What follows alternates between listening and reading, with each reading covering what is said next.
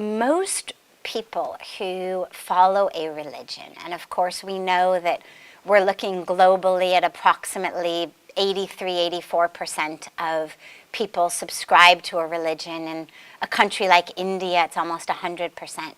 But that doesn't mean that all of those people, or even a vast majority of those people, are having deep experiential, transcendent, mystical experiences of oneness with creation.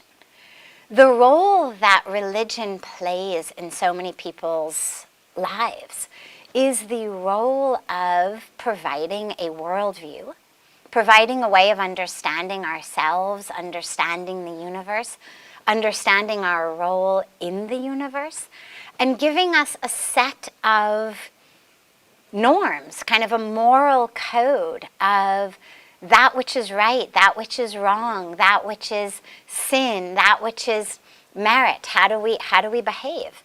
And the role that an interfaith or a multi-faith organization plays is phenomenal, because it's too easy for people to say, oh, well, I'm not Christian, for example, so I don't believe that I should love my neighbor as myself. That's something Jesus Christ said, not my religion, therefore not my moral code.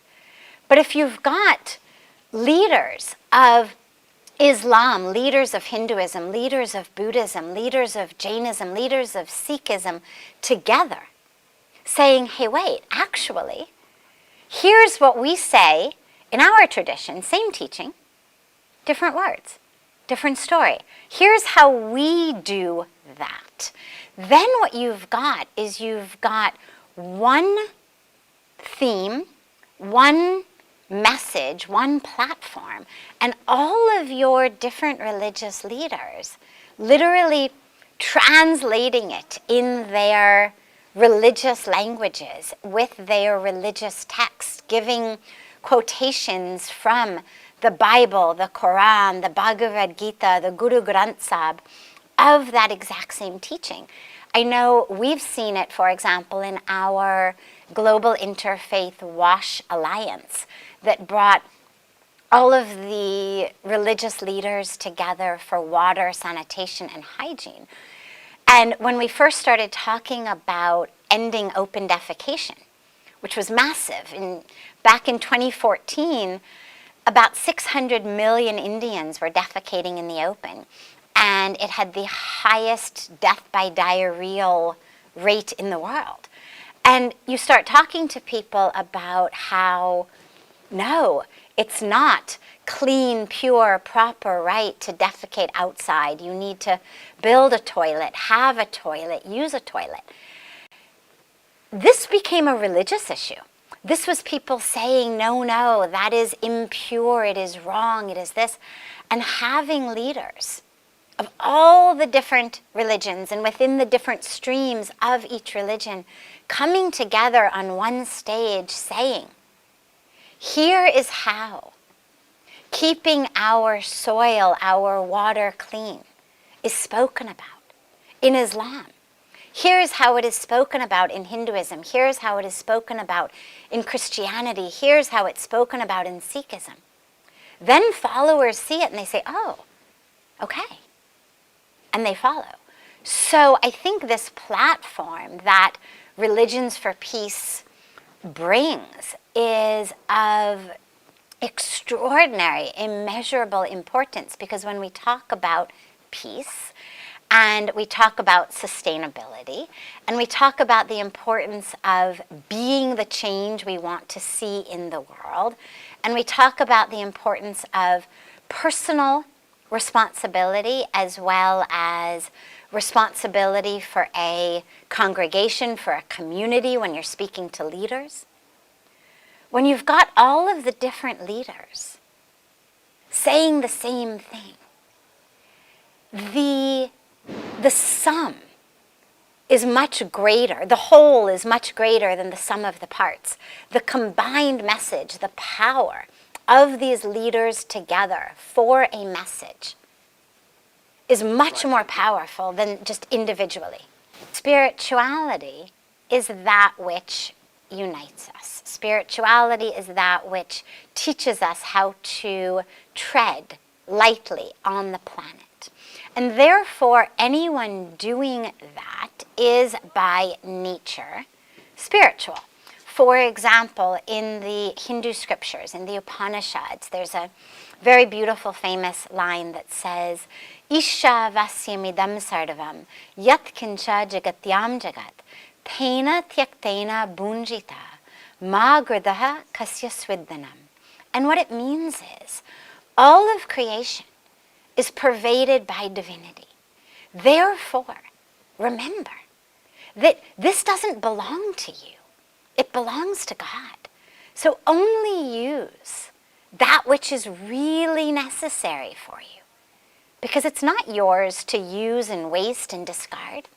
Now, there's a lot of people who are not Hindus who believe that. There are a lot of people who aren't even self-identified as religious who believe that. So on the one hand, you can say, yes, being engaged in service for the creation by nature is spiritual. However, the dilemma comes in the personal experience of it. So the outer manifestation absolutely is spiritual. And there's a lot of people, by the way, I know in the world who claim to be atheists or agnostics, who actually act a lot more spiritual than a lot of people I know who claim to be deeply religious. So those subscribing to a religion certainly don't have a monopoly on a spiritual way of being. But the dilemma comes in the internal experience, because I know for me, before coming to India, I was an ardent activist, a fiery activist. And yet, while I was on fire and passionate, it was fueled by anger. It was fueled by a sense of, how dare they? Who do they think they are to ruin our earth, to kill our dolphins, to pollute our air? How dare they? And there was a real us versus them mentality. There was a lot of anger, a lot of stress, because it was a sense of everything is on my shoulders. We are the ones who see the truth. They are the problem. We are the solution. And we are going to make it right, which is certainly beautiful when you're young and idealistic and passionate. But the dilemma becomes that you're not always very effective or efficient. And this is where spiritually guided action and activism can be so much more effective, because when it's not about anger, when it's not about my ego, when it's not about a particular platform tapping into my personal patterns of pain from my particular childhood and my issues and what triggers me, I'm actually able to be a much more grounded, rooted, anchored channel for that gracious, benevolent grace of the divine to flow.